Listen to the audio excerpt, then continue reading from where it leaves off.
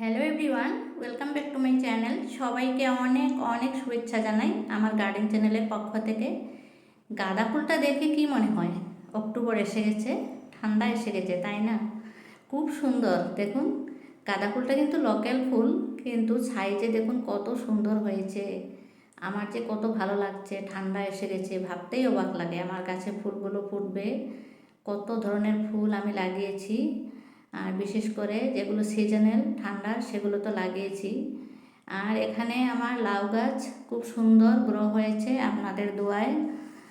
আর আমার অনেক দিনের অপেক্ষার পর লাউ গাছে ছোটো ছোটো লাউ এসেছে।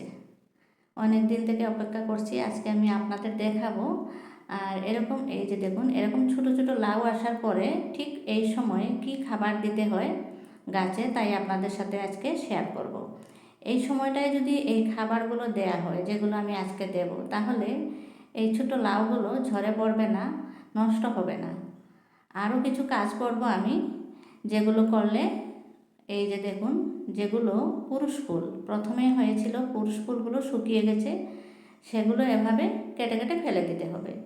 পুরুষ ফুলগুলো মরে যাওয়ার পরে, নষ্ট হয়ে যাওয়ার পরে গাছে আর রাখতে হয় না। এগুলোকে ছাঁটাই করে দিলে গাছের খুব উপকার হয়।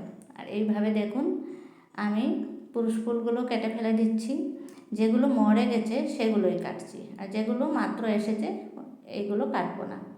এইভাবে মরে গেছে যেগুলো, সেগুলো ফেলে দেবেন। তারপরে লাউর গাছে আমি আজকে কি খাবার দেব, এই যে কলার খোসা। কলার খোসা আমি নিয়ে এসেছি আজকে, আমাদের ঘরে যে কয়েকটা কলার খোসা বের হয়েছে সেই কটাই নিয়েছি। আর কলার খোসাগুলো আমি ছোটো ছোটো করে কেটে নিয়েছি। এইভাবে ছোটো ছোটো করে কেটে নিলে সুবিধা হয়। তারপরে আমি নিয়েছি কিছু শুকনো গোবরের সার মিশ্রিত মাটি। এখানে গোবরের সারের ভাগটাই বেশি আছে, মাটির পরিমাণ কম আছে। আমি আজকে লাউ গাছে দেব।